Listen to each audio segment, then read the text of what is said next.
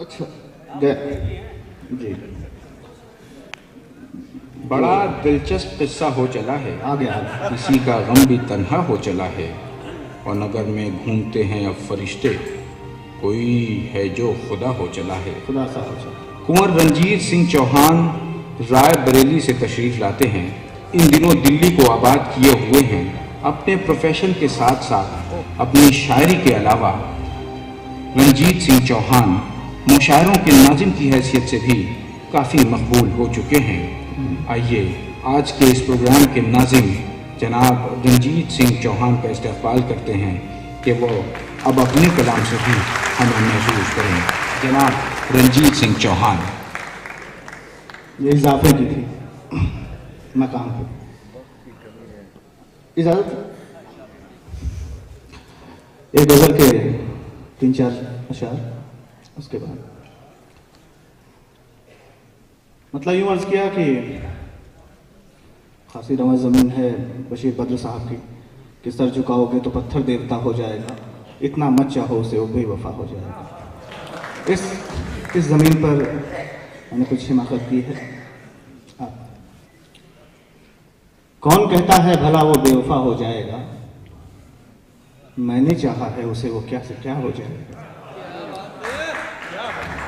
मैंने चाहा है उसे वो क्या से क्या हो जाएगा। आग तेरे दिल की लेके जल रहा हूं आज भी, आग तेरे दिल के लेके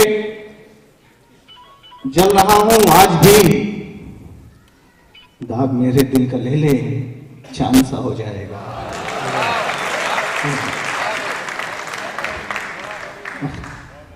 दाग मेरे दिल का ले ले चांद सा हो जाएगा।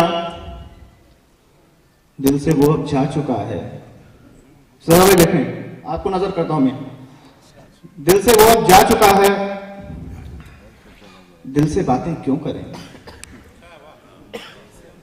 दिल से वो अब जा चुका है, दिल से बातें क्यों करें। अब नजर से भी चला जाए तो क्या हो जाएगा। अब नजर से भी चला जाए तो क्या हो जाएगा। हाल कुए यार का पूछूंगा तुझसे उस घड़ी, जब किसी के गम से तू भी आशना हो जाएगा। बहुत से जब किसी के गम से, मेरे करम फरमाए तशरीफ रखते हैं पॉपुलर साहब कैसर भाई, जब किसी के गम से तू भी आशना हो जाएगा। और एक लफ्ज से शायरी की, अगर आ जाए तो तक पहुंच जाए। जब कभी बुझते दिए की लो पुकारेगी तुझे, जब कभी बुझते दिए की लो पुकारेगी तुझे, ये मुझे मालूम है कि तू हवा हो जाएगा। ये मुझे मालूम है कि तू हवा हो जाएगा। गौर करना छोड़ दे रंजीत की बातों पे, अब खामखा बैठे बिठाए एक नशा हो जाएगा।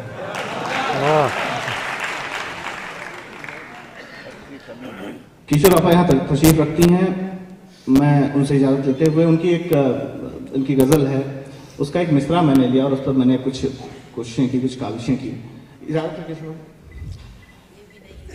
ये भी नहीं कि जिंदा हैं, ये भी नहीं कि मर गए। इस मिसरे को मैंने उठाया, इस पर कुछ अशार कहे। उस दिल नशी को देखकर हम बस वहीं ठहर गए। ये भी नहीं कि जिंदा हैं, ये भी नहीं कि मर गए। उस दिल नशी को देखकर हम बस वहीं ठहर गए।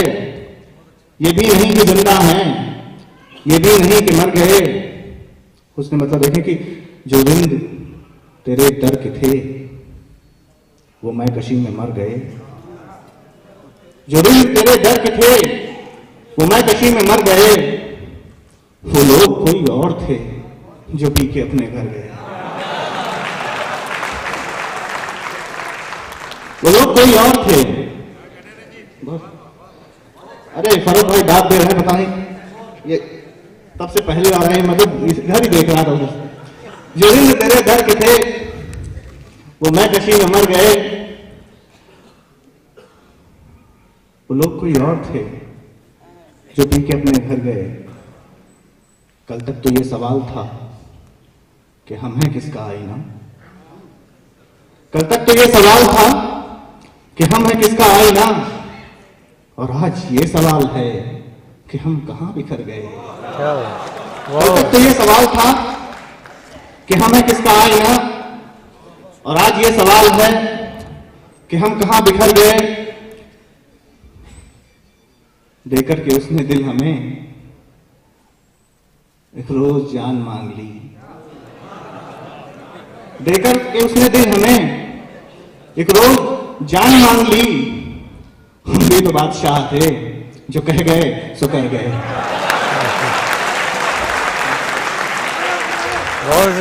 हम भी तो बादशाह थे। इजाजत तो मैं एक हिंदी में पढ़ दूं, क्योंकि कैसे भाई कह रहे थे कि एक हिंदी में, दरअसल मैं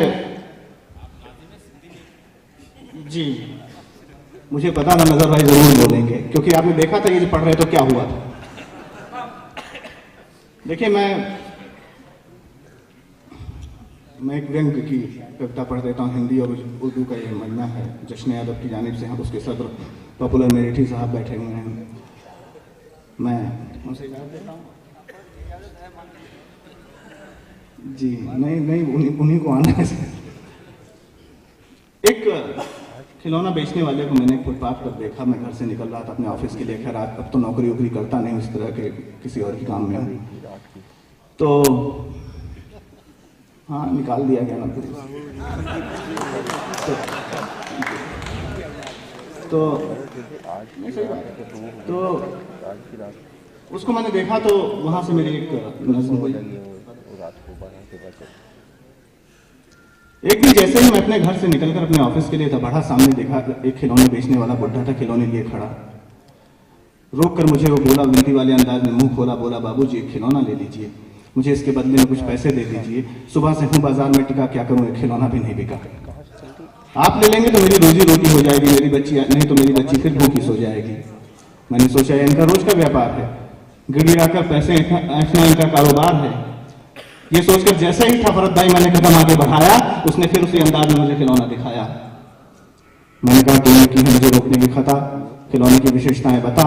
वो बोला बाबूजी क्यों पहेली पूछते हैं, हालातों से खेलने वाले जज्बातों को नहीं पूछते हैं। हालातों से खेलने वाले जज्बातों को नहीं पूछते हैं। आप पूछते हैं तो बताता हूँ आपके लिए खिलौनों को महत्व सुनाता हूँ। खिलौने आपके बच्चों के चेहरों पर मुस्कुराहट लाएंगे, आपकी कार में रहकर आपकी कार की शोभा बढ़ाएंगे। ये खिलौने आपकी जिंदगी के कई राजों से पर्दा उठाएंगे। ड्राइंग रूम में रहकर आपका स्टेटस सिंबल भी दिखाएंगे। बोला बाबूजी ले लीजिए, नहीं तो मेरी उम्मीदें टूट जाएंगी।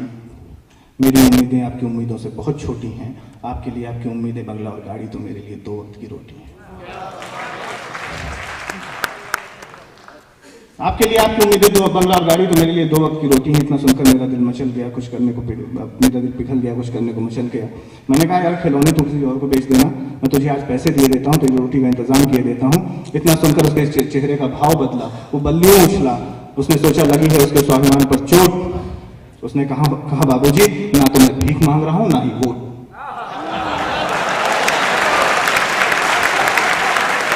बाबूजी ना तो मैं भीख मांग रहा हूं ना ही वोट।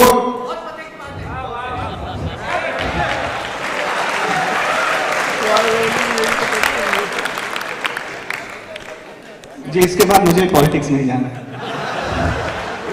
ये देख रहे हैं बाबूजी, ना तो मैं भीख मांग रहा हूं ना ही वोट, क्योंकि मैं अपने अधिकारों को खाता हूं। और इस अपंग देश में बैसाखी, सॉरी मैं भूल गया, क्योंकि मैं अपने अधिकारों को खाता हूं और इस अपंग देश में बैसाखी कभी भी नहीं उठाता हूं। जो मिलता है उसी से पेट भरता हूं, कम से कम दूसरों का चारा अपने पेट में तो नहीं भरता हूं। रात में सोकर अगले दिन रोटी के सपने देखता हूं, कम से कम कुर्सी के लिए देश तो नहीं बेचता हूं। उसने कहा बाबूजी लेना हो तो ले लिए, मेरे भूखे जज्बातों से मत खेलिए।